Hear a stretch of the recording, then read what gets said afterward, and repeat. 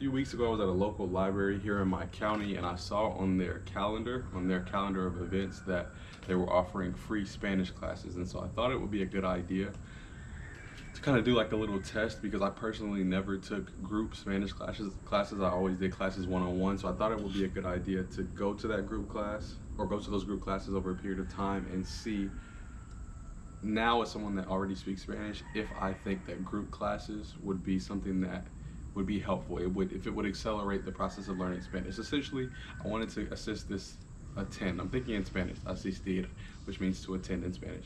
I wanted to attend this class just to see how helpful group classes are. I wanted to compare my learning in a group setting versus individually self-paced learning. So what I learned from this experience is that I don't think that group Spanish classes are the most efficient way of learning Spanish, and I don't really think that they're a good idea in general. When I say this, I'm referring to somebody that's a pure beginner. For me, based on what I saw in this class, I don't think it's a good idea to start out learning Spanish, or any language for that matter, with a group, okay? I also want to add here, I'm intentionally, when I'm giving you all these points in this video, I'm excluding the factors of whether or not, I'm excluding my teacher in this situation, the classes that I attended. I'm excluding her teaching style, her ability to teach, or her inability to teach. I'm excluding that, and I'm strictly focusing on the environment at play here. Okay, so it's not specific to the class that I took. These are things that are that can universally affect someone that is planning on taking group classes. Here we go. Let's focus. I'm getting distracted as always. My neighbors back there have chickens and dogs, like almost a farm back here in the backwoods of Georgia. So that's why I'm distracted. But here we go. Let's focus. So the first reason why I would not recommend a group class for learning Spanish in the beginning in particular is because you do not pick your teacher. Most of you know that I've been a math teacher for a few years. A lot of times when I get students that maybe didn't like math and now they like math now, they're like, yeah, I like math now, but it's based on the teachers, because you're a good teacher. It's not because I like the subject. And I'm better at math now, they say this often. And I'm like, you're better at math? You've always been this good. No, I wasn't good at math, but I think it's based on what you've taught me, or based on how much you've pushed me. I'm not using that example to brag on myself. I'm using that example to make an analogy. And the analogy here is that you are subject to the quality of your teacher if you sign up for group Spanish classes. This is not like the one-on-one classes where you hire someone online and you get to test and try different people. When you sign up for a group class, you're subject to whatever teacher they've hired for that organization or for that group there to teach the entire group.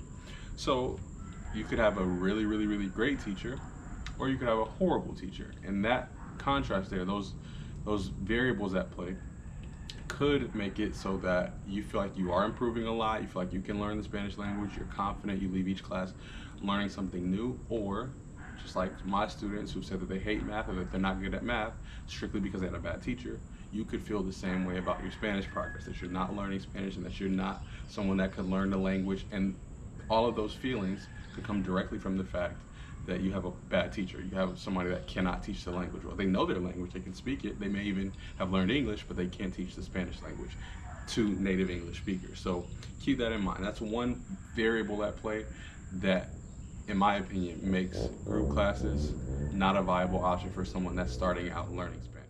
The second reason why I would not recommend group classes for someone that's trying to learn Spanish in the most efficient way possible is, and I'm going to make a lot of analogies here to traditional school, because there are, even as me as a teacher, I can recognize that there are a lot of problems with the way traditional schools are structured. And here's one of the problems that that most of us faced in school, and that you will also face in a group Spanish class.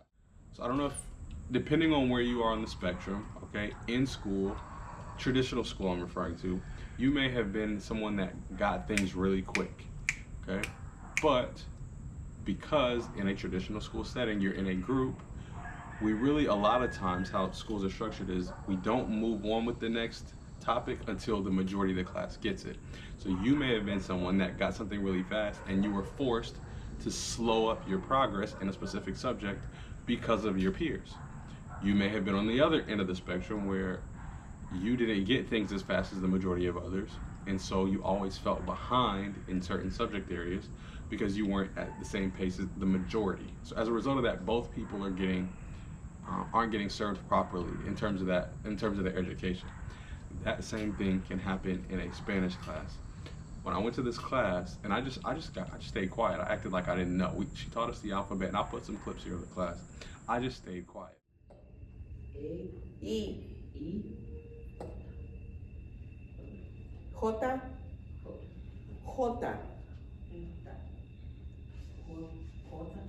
Yeah, you need to say J because as you say Joto, you are mean a really disgusting word in Spanish.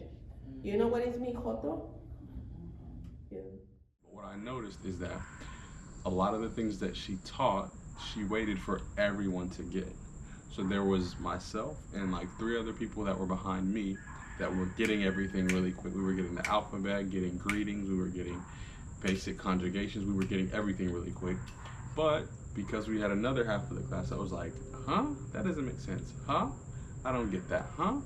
We sat there wasting time, not literally, right? But that time could have been used efficiently. We could have moved on if it wasn't for the other half of the class. And if the roles were reversed, they probably would feel like their needs aren't being served if we were going too fast and they weren't understanding what was going on. So for that very reason, everybody learns things differently. I would not recommend group Spanish classes because if you're someone that gets things really quickly, or you are very disciplined in studying, you're going to be much farther along than your peers, and they're going to hold up your progress. You're going to feel like it's taking you longer than it should to learn Spanish because you're relying on this group. On the other end, if you're in a class full of overachievers and you are learning at a normal pace, you may feel like you can never really get a solid grasp on the content, in this case concepts in the Spanish language, before you all are moving on to the next ones. So that's the second reason why I would not recommend group classes to learn Spanish.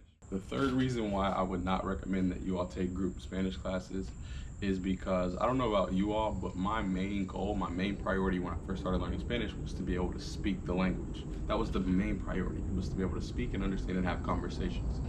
In a group setting, from the classes that I attended, I noticed that this was almost impossible to get a fruitful, solid, jam-packed conversation, one-on-one conversation with the teacher, who in this case would be the native Spanish speaker.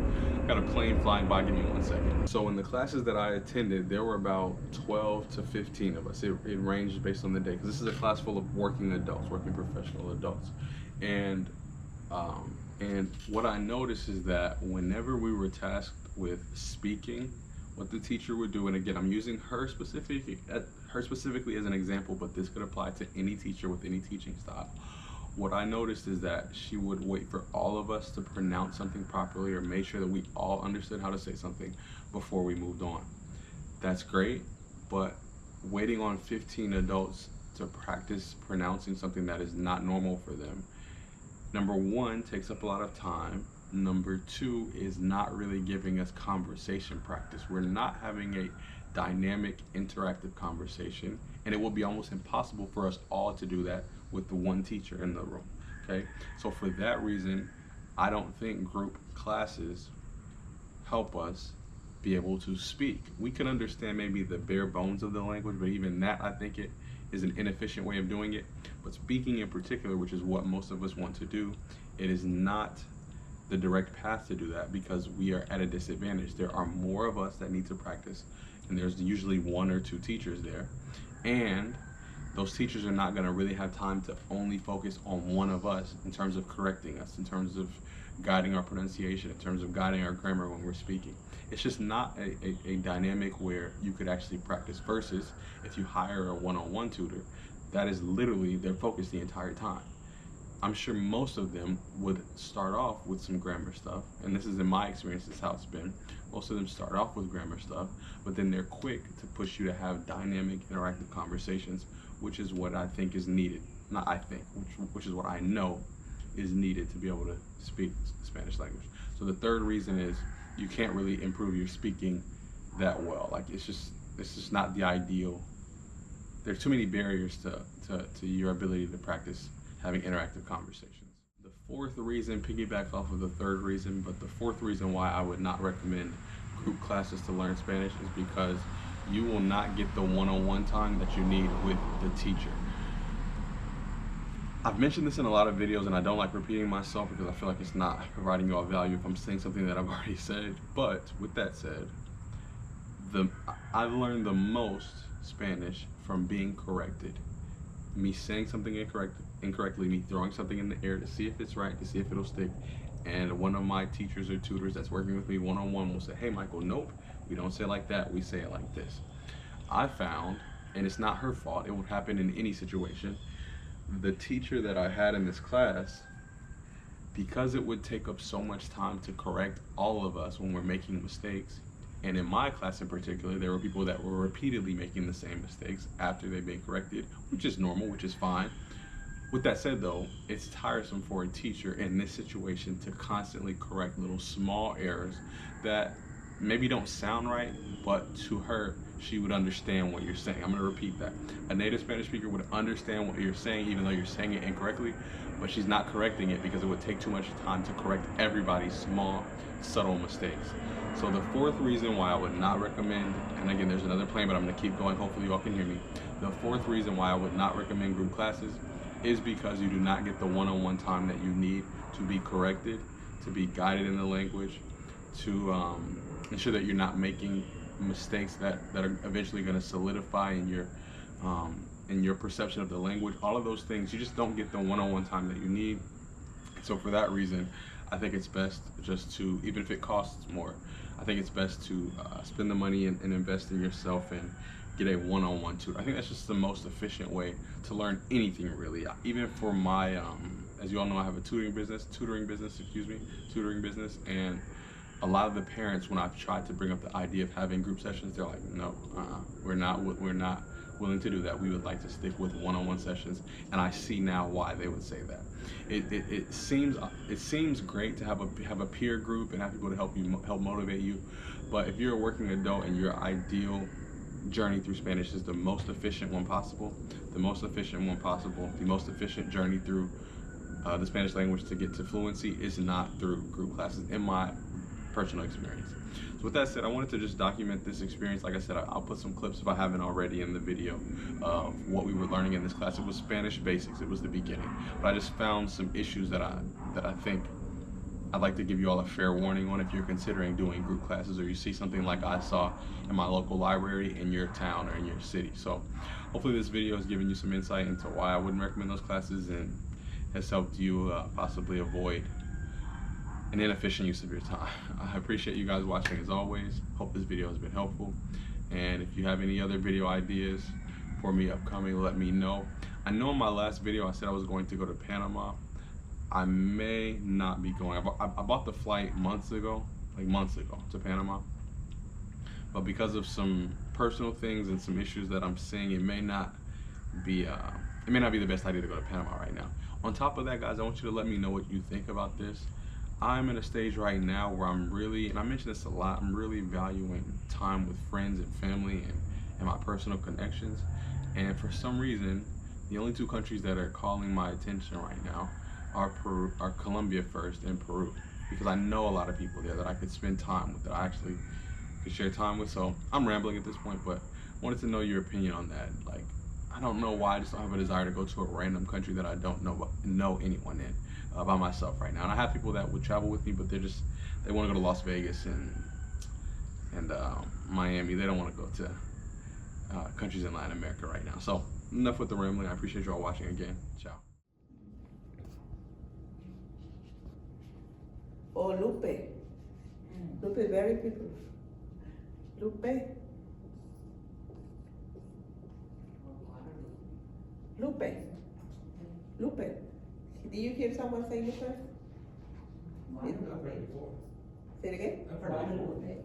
No. Lupe. It comes from the word Guadalupe.